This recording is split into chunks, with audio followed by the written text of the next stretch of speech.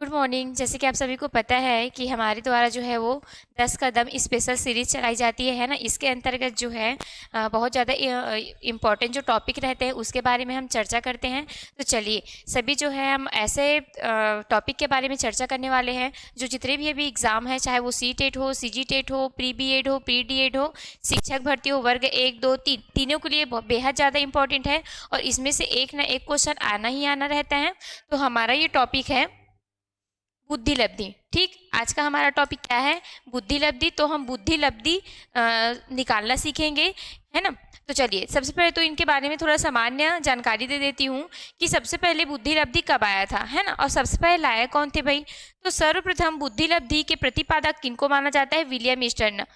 William stern ही थे जिन्होंने 1912 में बुद्धि लब्धि लेकर आए थे। ठीक, तो सबसे पहले हमको याद क्या करना है कि विलियम स्टर्न सबसे पहले बुद्धि लब्धि के प्रतिपादक कौन हो जाएंगे? विलियम स्टर्न, जो 1912 में लेकर आए थे इसको। लेकिन इनका सूत्र कैसा था? अधूरा था। ये सूत्र क्या दिए थे?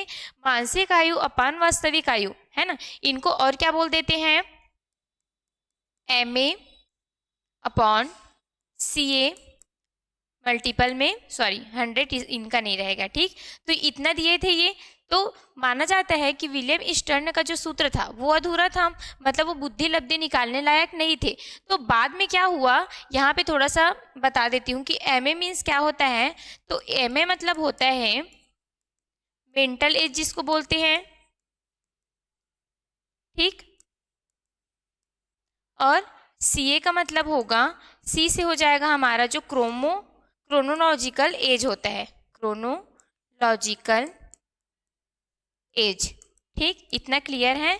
मतलब मेंटल एज मतलब मानसिक आयु जिसको बोला जाता है, क्रोनोलॉजिकल एज क्या बोला जाता है इसको? वास्तविक आयु। ठीक, तो सर्वप्रथम विलियम स्टर्न ने इसको दिए थे। तो इनका सूत्र कैसा था? अधूरा तो बाद में कौन आते हैं? टर्मन। और इनके सूत्र को वो क्या करेंगे? संशोधित करेंगे 1916 में। और 1916 में संशोधित करने के बाद ये क्या देंगे? संपूर्ण सूत्र देंगे, है ना। जो इनका सूत्र रहेगा वो कैसा रहेगा माना जाएगा? तो इनका सूत्र क्या रहता है आप लोग याद रखेंगे, क्योंकि बहुत ज़्यादा इंपॉर्टेंट सूत्र है। टर्मन देते हैं, संशोधित सूत्र जिनको बोला जाता है मानसिक आयु अपान वास्तविक आयु गुना 100।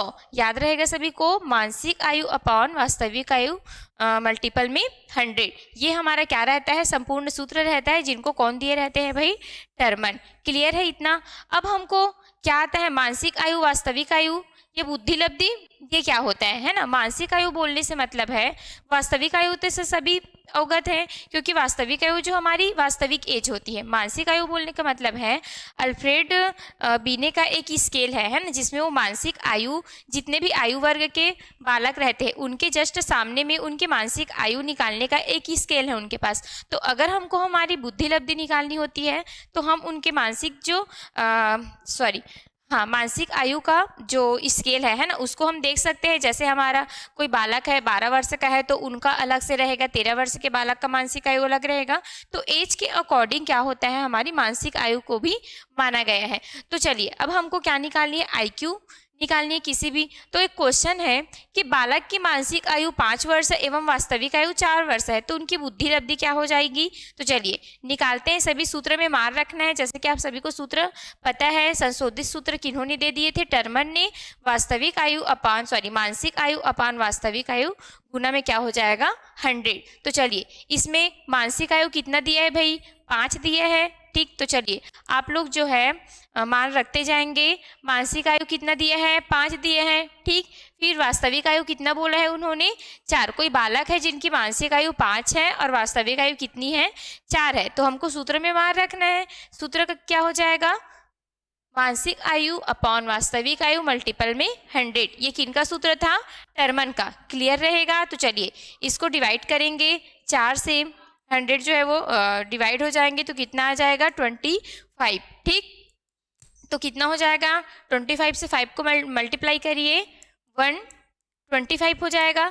मतलब उनकी IQ कितनी निकल जाएगी? 125। और जैसे कि आप सभी को पता है 125 IQ मतलब ये कौन से बुद्धि के बालक हो जाएंगे? तो ये हो जाएंगे प्रतिभाशाली बुद्धि के बालक। प्रतिभाशाली बालक जिनको बोला जाता है ना, हम जो है वो प्रतिभाशाली बालक को 140 प्लस भी लेते हैं और 120 प्लस भी लेते हैं। ठीक है, तो इतना क्लियर है। तो ये रहा हमारा मानसिक आयु निकालने का सूत्र। तो आप सभी को याद रहना चाहिए भाई। तो थोड़ा सा एक नज़र और देख लेते हैं कि IQ लेवल सबसे पहले कौन लेकर आए थे बुद्धि लब्धि को। तो सर्वपहले इनके प्रतिपादक थे विलियम स्टर्न। उसके बाद इन्होंने सूत्र दिया था विलियम स्टर्न ने, मानसिक आयु अपान वास्तविक आयु, जो अधूरा था। फिर बाद में कौन आते हैं, टर्मन आते हैं इनको संशोधित करने के लिए। कब आते हैं, 1916 में। और ये पूर्ण रूप से सूत्र लाते हैं मानसिक आयु अपान वास्तविक आयु मल्टीपल में 100।